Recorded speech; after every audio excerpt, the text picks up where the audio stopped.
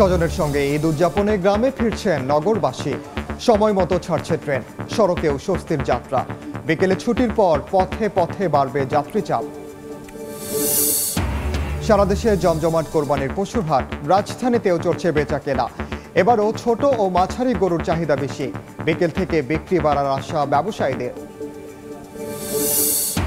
পবিত্র হজের মূল আনুষ্ঠানিকতা শুরু। মক্কা থেকে তাবুর শহর মিনার পথে লাখ লাখ মুসল্লি। সারাদিন অবস্থানের পর কাল বাদ ফজর আরাফাতের ময়দানে যাত্রা। বঙ্গবন্ধু জাতীয় চার নেতা ও মুজিবনগর সরকারের সবাই মুক্তিযোদ্ধার স্বীকৃতি থাকবে জানালেন উপদেষ্টা। রণাঙ্গনের যোদ্ধা ছাড়া বাকি সবাই সহযোগী।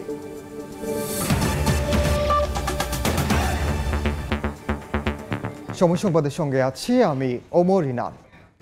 প্রিয়জনদের সঙ্গে ঈদ উদযাপনে রাজধানী ছাড়ছেন ঘরমুখী মানুষ।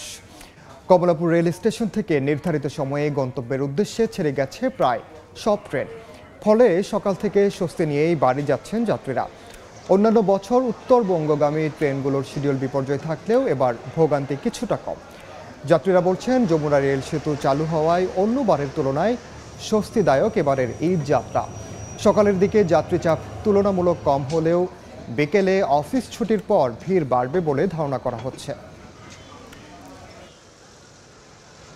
মা বাবা ছেলে মেয়ে বউ আছে, এদের সাথে ঈদ করার মজা আলাদা। টিকিট আছে, বগিতে অনেক সময় ঢোকা যায় না। আর এখন যে নিয়মটা করছে এই নিয়মটা পারফেক্ট নিয়মটা। অন্য বাসগুলোতে ভাড়া কম ছিল, বাট আমি সময় মতো না কাটার জন্য ভাড়াটা একটু বেশি দিয়ে টিকিট কাটতে হচ্ছে। গ্রামে যাওয়া, সবার সাথে একসাথে ঈদ করা যায়, সো এক্সাইটেড। টাইমলি আসি, তারপরে 1-1.5 ঘন্টা 2 ঘন্টা পরে বাস আসে। বাচ্চা নিয়ে ভোগান্তি না এটা। ঈদে ঘরমুখী মানুষের আরো খবর জানাতে এই মুহূর্তে কমলাপুর রেল স্টেশনে আছেন সহকর্মী ফারুক ভূঁইয়া রবিন এবং গাজীপুরের চন্দ্রায় আছেন মনির হোসাইন। সরাসরি প্রথমে যাচ্ছি রবিনের কাছে। রবিন, যদি জানাতে চাই যে এখন পর্যন্ত সকাল থেকে যেই অবস্থা দেখতে পাচ্ছি কমলাপুর রেল স্টেশনের যাত্রা, বলা যায় যে মোটামুটি এখন পর্যন্ত স্বস্তিদায়ক এবং নির্বিঘ্নে মানুষ আসলে যে গন্তব্যের উদ্দেশ্যে যাচ্ছেন। যদি জানাতে চাই সকাল থেকে এখন পর্যন্ত যে কটি ট্রেন গিয়েছে মোটামুটি বলা যায় যে সবকটি যে নির্ধারিত যে সময় সে সময়ে ঢাকার কমলাপুর রেলওয়ে স্টেশন ছেড়েছে গন্তব্যে। তো মোটামুটি সকাল থেকে আমরা যেটি দেখতে পাচ্ছিলাম যে যাত্রী চাপ সহনীয় পর্যায়ে ছিল, কিন্তু যদিও একটু সময় বাড়ার পর কারণেই তুলনামূলকভাবে কিছুটা বেড়েছে। তবে একটু বিষয় যদি আপনাদেরকে জানাতে চাই যে এখন 12:15টার দিকে রাজশাহী কমিউটার যে ট্রেনটি সেটি আসলে যে ছাড়ার কথা ছিল, কিন্তু এখনো পর্যন্ত আমরা যেটি দেখতে পাচ্ছি যে এই ট্রেনটি হয়তো বা যে আসতে কিছুটা বিলম্ব হতে পারে। তার বাইরে যে অন্য যে স্টেশনগুলো রয়েছে বা যে ট্রেনগুলো যাচ্ছে সেগুলো কিন্তু যে মোটামুটি বলা যায় যে যথাসময়ে গিয়েছে। বিশেষ করে আগে আমরা যে বিষয়টি দেখতাম যে উত্তরবঙ্গগামী যে ট্রেনগুলো ছিল সেগুলোর ক্ষেত্রে বেশ শিডিউল বিপর্যয়ের অনেক অভিযোগ পাওয়া যেত, কিন্তু এবার এখন পর্যন্ত সে চিত্রটি দেখা যায়নি। মানে তার কারণ হিসেবে যেটি উল্লেখ করা যেতে পারে যে যমুনা রেলওয়ে সেতু চালুর ফলে আসলে যে উত্তরবঙ্গগামী যেই ট্রেন চলাচল সেটি আসলে যে অনেকটা সাবলীল হয়েছে এবং সেটির কারণেই কিন্তু যে যাত্রীরা বেশ স্বাচ্ছন্দ্যে এবং যে স্বস্তির সঙ্গে যাতায়াত করতে পারছেন। তবে একটি বিষয় যদি আপনাদেরকে জানাতে চাই যে এখন থেকে অল্প কিছু মানে আজকে যেহেতু শেষ কর্মদিবস, তো সেক্ষেত্রে আজকে বিকেল থেকে যে হয়তোবা যে যাত্রীচাপ তুলনামূলকভাবে বাড়বে এবং আজকে বিকেল কিংবা আগামীকাল যে সকালবেলা সেই সময়টাতেই মোটামুটি যে যাত্রীচাপ তুলনামূলকভাবে বেশি থাকবে বলেই কিন্তু ধারণা করা হচ্ছে। তো সেটি রেলওয়ে কর্তৃপক্ষ কিভাবে সামলায় সেটি এখন দেখার বিষয়। তো আমরা একটু সড়কপথের খবরাখবর জানবো। আমাদের সহকর্মী মনির হোসেন আছেন গাজীপুরের চন্দ্রায়, সেখানে যুক্ত হচ্ছে মনিরের সঙ্গে। মনির,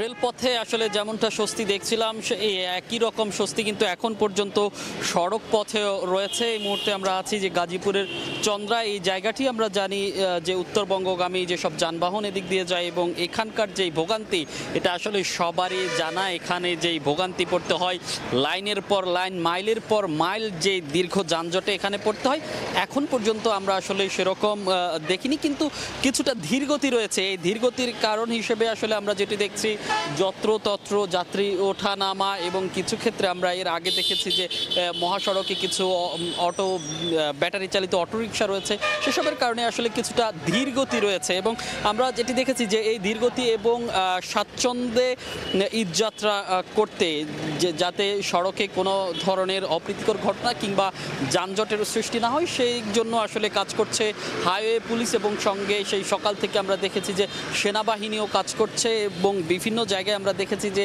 অভিযোগ পেয়েছিলাম যে অতিরিক্ত ভাড়া নেওয়া হচ্ছে, সেসব বিষয়ে আসলে আমরা দেখেছি সেনাবাহিনীকে তদারকি করতে। তারা আসলে দেখছেন এবং যে যানজট নিরসন, সেই যানজট নিরসনেও তারা কাজ করছেন। এবং যেই সড়কে যত্রতত্র যাতে যাত্রী ওঠানামা না করে বাস চালকরা, সেটিও আসলে মনিটরিং করা হচ্ছে। এবং এখন পর্যন্ত আসলে যেটি বলা চলে যে স্বস্তির ঈদযাত্রা এখন পর্যন্ত, যেহেতু আজকে এখনো কর্মদিবস এবং বিকেল থেকে ছুটি শুরু হবে, সেক্ষেত্রে বিকেল থেকে এই সড়কে কিছুটা চাপ বাড়ার হবে বলে মনে করা হচ্ছে। তো এই ছিল ঈদযাত্রার সবশেষ খবর চন্দ্রা থেকে আমার কাছে।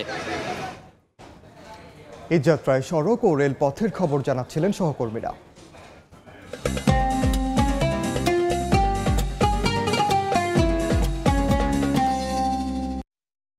ঈদ ঘনিয়ে আসায় জমে উঠেছে কোরবানির পশুর হাট।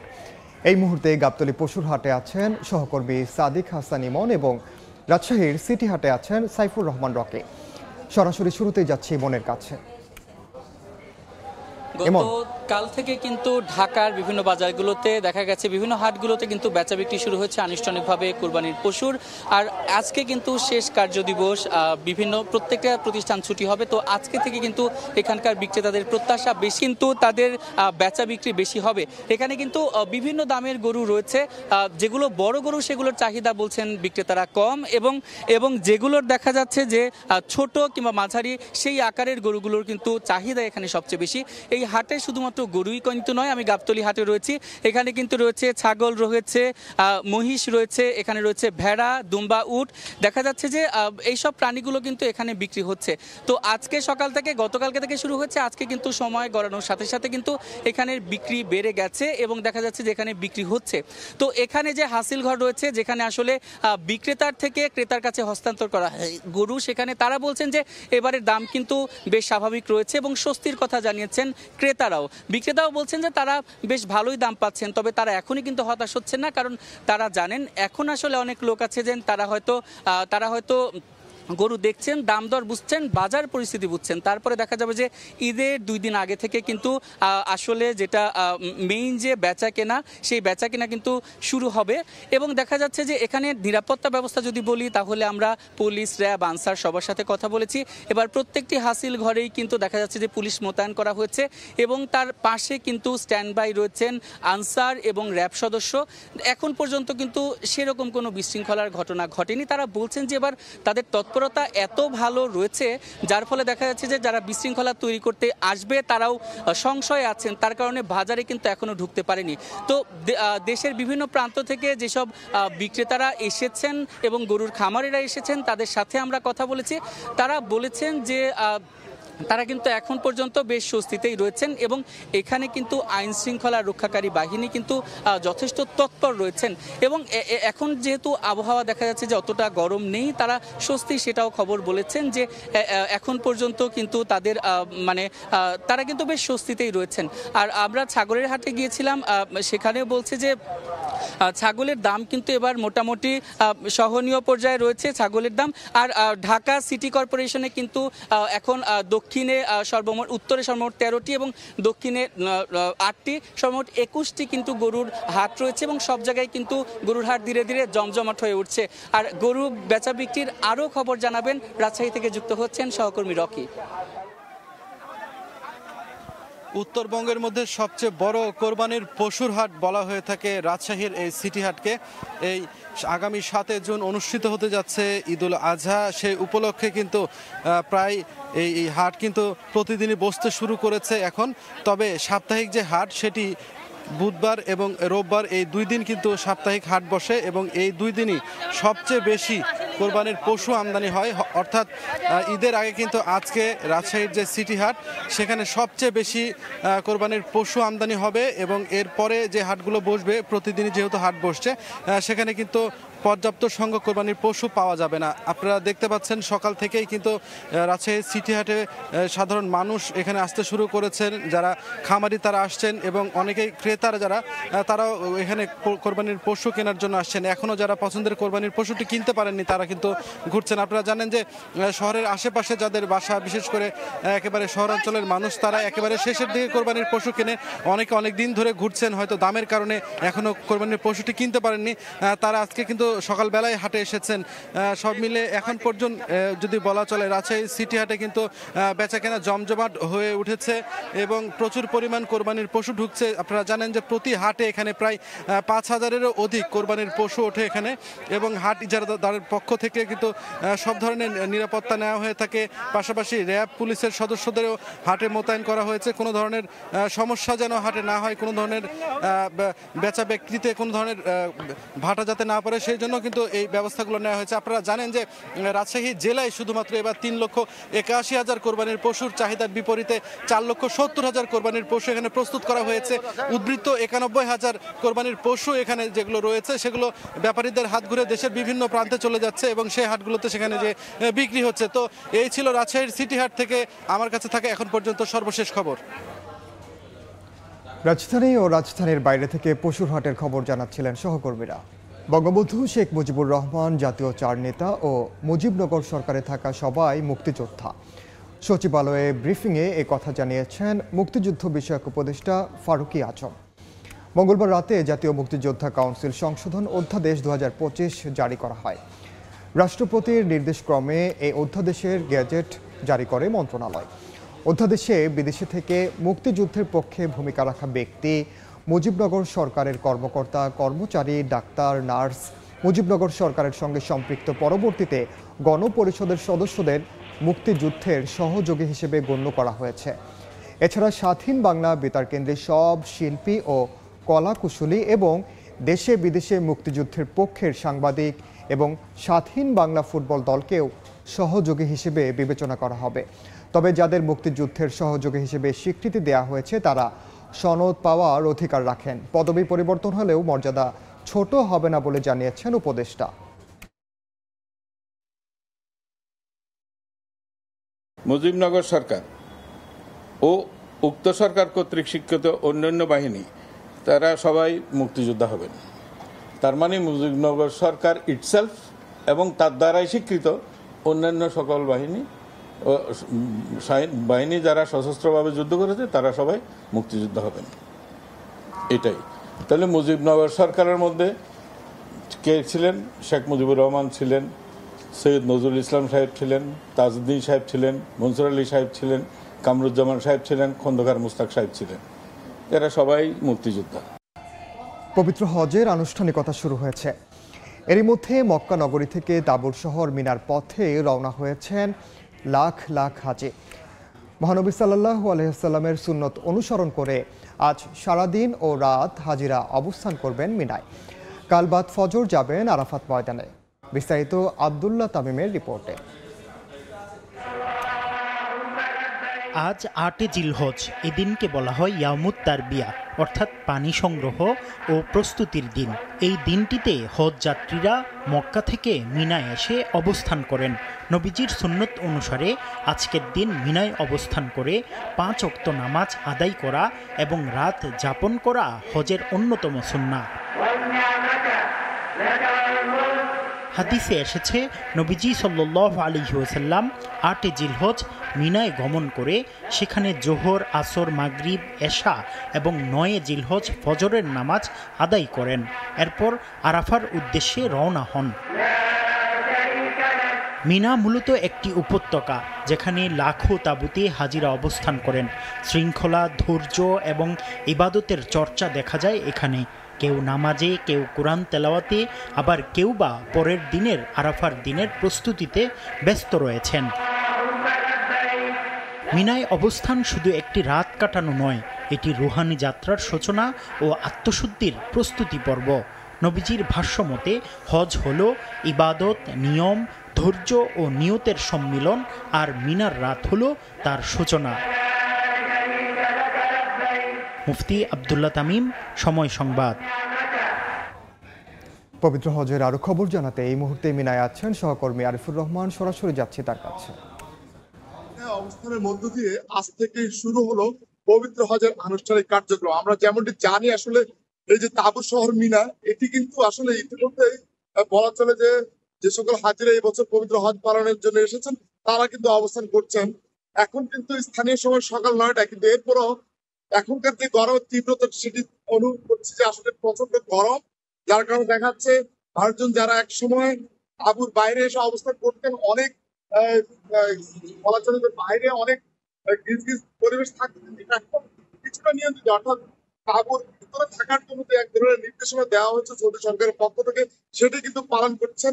যার কারণে অধিকাংশ মুসলিমরা কিন্তু তাদের যে নিজস্ব যে তাঁবু, সেই তাঁবুর ভিতরে অবস্থান করছেন। আমরা আসলে যেমনটি জানি যে আসলে পবিত্র হজের যে আনুষ্ঠানিক কার্যক্রম, সেটি কিন্তু বলা চলছে এই মিনা অবস্থানের মধ্য দিয়ে শুরু হয়, এবং এই মিনা অবস্থানের মধ্য দিয়ে কিন্তু আজকের এই হজের আনুষ্ঠানিক কার্যক্রম সেটি কিন্তু শুরু হলো। আমরা জানি যে আসলে আজকের এই দিনে হাজিরা কিন্তু এই মিনায় অবস্থান করবেন, অর্থাৎ আগামীকাল সূর্যাস্তের পরপরই, আগামীকাল সূর্যোদয়ের পরে তারা কিন্তু আবার সেই বিখ্যাত ঐতিহাসিক স্থান অর্থাৎ আরাফাত যে ময়দান, সেই ময়দানের উদ্দেশ্যে কিন্তু তারা রওনা করবেন। আমরা জানি যে আসলে আজকের এই পুরো দিন এবং রাত, অর্থাৎ আজকের জোহর থেকে শুরু করে আগামীকাল ফজর পর্যন্ত যে মিনায় অবস্থানের যেই কার্যক্রম, সেটি কিন্তু আসলে অবস্থান করার জন্য অধিকাংশ হাজিরা কিন্তু এই মিনায় এসে অবস্থান নিয়েছেন, এবং অনেক মুসল্লি কিন্তু এখনো আসছেন। আমরা দেখছি যে বিভিন্নভাবে বাসে করে, অনেকে পায়ে হেঁটে কিন্তু এখন পর্যন্ত এই যে মিনায় যে অবস্থান করার জন্য তাদের যে পদযাত্রা, অর্থাৎ এই তাঁবুর শহর মিনায় কিন্তু ইতিমধ্যে পরিপূর্ণ হয়ে গিয়েছে, এবং সেই ক্ষেত্রে যে হজের যেই কার্যক্রম, সেই কার্যক্রম অনুযায়ী তারা কিন্তু এখন এখানে এসে ইবাদত বন্দেগীতে মূলত তাদের সময় অতিবাহিত করছে। তো পবিত্র হজ নিয়ে মিনা থেকে এই ছিল আমার কাছে সব শেষ। সরাসরি যুক্ত ছিলাম সৌদি আরবের মিনায়। নতুন বাজেট একমুখী ও অংশগ্রহণহীন বলে মন্তব্য করেছেন বিএনপির স্থায়ী কমিটির সদস্য আমির খসরু মাহমুদ চৌধুরী। গুলশানে বিএনপি চেয়ারপারসনের কার্যালয়ে সংবাদ সম্মেলনে তিনি বলেন, বিশিষ্টজনদের মতামত ও দলগুলোর সঙ্গে আলোচনা করে বাজেট দিতে পারত অন্তর্বর্তী সরকার। বাজেট প্রণয়ন একমুখী, অংশগ্রহণহীন ও গতানুগতিক ধারার হতো, নতুন চিন্তার প্রতিফলন ঘটত। বর্তমানের বিশেষ পরিস্থিতিতে এই সংলাপ আরও জরুরি ছিল। প্রত্যাশা করেছিলাম অন্তর্বর্তীকালীন সরকার আন্দোলনকারী রাজনৈতিক দলের সাথে আলোচনা করে ন্যূনতম জাতীয় ঐক্যমত্য স্থাপনের মাধ্যমে বাজেট প্রণয়ন করবে। অন্তর্বর্তীকালীন সরকার চাইলে সমাজের বিভিন্ন শ্রেণী পেশার মানুষের মতামত নিতে পারত। পাহাড়ি ঢলে সিলেটের সুরমা কুশিয়ারা নদীর পানি কয়েকটি পয়েন্টে বিপদ সীমার উপর দিয়ে প্রবাহিত হচ্ছে। পানিবন্দী হয়ে পড়েছেন কয়েক উপজেলার মানুষ। এই মুহূর্তে বালাগঞ্জে আছেন সহকর্মী ইকরামুল কবির। সরাসরি যাচ্ছি তার কাছে। আমি এই মুহূর্তে আছি সিলেটের বালাগঞ্জ উপজেলার পূর্ব পৈলনপুর ইউনিয়নের ফাজিলপুর গ্রামে। এই গ্রামে যে সড়কটি দাঁড়িয়ে আছে, এটা হলো শেরপুর থেকে বালাগঞ্জ উপজেলা সদরের সাথে সংযোগ, অর্থাৎ জেলা সদরের সাথে যাওয়ার একটি সড়ক। এটি মাত্র 2 বছর আগেই এই সড়কটি নির্মাণ করা হয়েছে, কিন্তু এই 2 দিনের যে কুশিয়ারা নদীর তীব্র স্রোতের কারণে এই জায়গাটি যে ভেঙে গিয়েছিল, সেখান দিয়ে পানি প্রবেশ করছে, এবং পানি প্রবেশ করার কারণে এই ইউনিয়নের যে 13টি গ্রাম রয়েছে, সেই 13টি গ্রামের 11টি গ্রামই মানুষ পানিবন্দী হয়ে পড়েছে। এই ইউনিয়নের চেয়ারম্যান জানিয়েছে 7 থেকে 8 হাজার মানুষ এই গ্রামের পানিবন্দী হয়ে পড়েছে, এবং এই কুশিয়ারা নদীর এই পয়েন্ট সহ 3টি পয়েন্টে বিপদসীমার বেশ কিছু উপর দিয়ে প্রবাহিত হচ্ছে। এই জায়গার 63 সেন্টিমিটার উপর দিয়ে প্রবাহিত হচ্ছে। এই যে ভাঙ্গন মেরামত চলছে, পানি উন্নয়ন বোর্ড বালির বস্তা ফেলে এটাকে মেরামত করার চেষ্টা চালিয়ে যাচ্ছে এবং শেষ পর্যন্ত যদি মেরামত করা না হয় এই এলাকা দিয়ে পানি প্রবেশ করে শুধুমাত্র এই 11টি গ্রামই নয়, আরও এই সাথে এই পার্শ্ববর্তী ইউনিয়ন যেগুলো রয়েছে পশ্চিম পৈলনপুর বা অন্যান্য বালাগঞ্জ উপজেলার অনেক জায়গায় এই পানি প্রবেশ করে মানুষের বাড়িঘরে পানি উঠে যাবে। এখন এই এলাকার যেই বাড়িঘরগুলো আছে, কাঁচা পাকা বাড়িঘরগুলো আছে, তার প্রায় জায়গায় কিন্তু পানি প্রবেশ করেছে। বলে রাখা প্রয়োজন যে গত শনিবার থেকে সুরমা কুশিয়ারার নদীর 4টি পয়েন্টে পানি বিপদসীমার উপর দিয়ে প্রবাহিত হচ্ছে, যদিও বৃষ্টিপাত একেবারে কমে গিয়েছে। আজকে প্রায় নাই বললেই চলে, প্রায় 7 মিলিমিটার বৃষ্টিপাত রেকর্ড করেছে গত 24 ঘন্টা আজকে ভোর 6টা পর্যন্ত। সব কিছু মিলে এই পানি যদি অব্যাহত থাকে এবং এই ভাঙনগুলো যদি মেরামত করা না হয়, এলাকার মানুষ দুর্ভোগ আরও বাড়বে বলে মনে করছেন এলাকাবাসী। মোটামুটি এই ছিল সিলেটের বালাগঞ্জ উপজেলার নদী ভাঙন দিয়ে যে পানি প্রবেশ করছে তার সবশেষ খবর। সরাসরি যুক্ত ছিলাম সিলেটের বালাগঞ্জে। খেলার খবর, বাংলাদেশের হয়ে খেলতে ঢাকায় এসেছেন সমিত সোম। ভোর 5:30টায় অবতরণ করে সমিত সোমকে বহনকারী বিমান। সিঙ্গাপুরের বিপক্ষে এএফসি এশিয়ান কাপ বাছাই ম্যাচে অভিষেকের অপেক্ষায় কানাডা প্রবাসী এই ফুটবলার।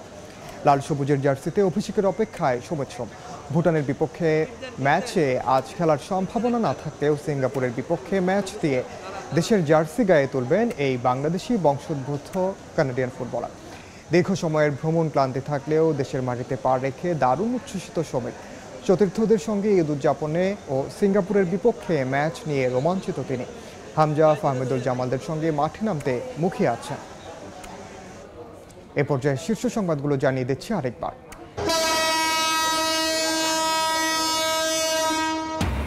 স্বজনের সঙ্গে ঈদ উদযাপনে গ্রামে ফিরছেন নগরবাসী। সময় মতো ছাড়ছে ট্রেন, সড়কেও স্বস্তির যাত্রা। বিকেলে ছুটির পর পথে পথে বাড়বে যাত্রী চাপ।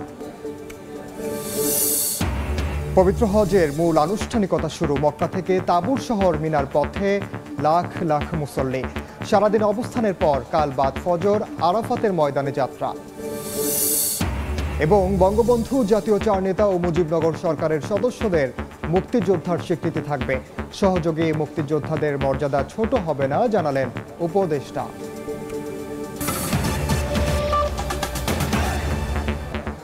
এ ছিল সময় সংবাদের সঙ্গে থাকুন সময়।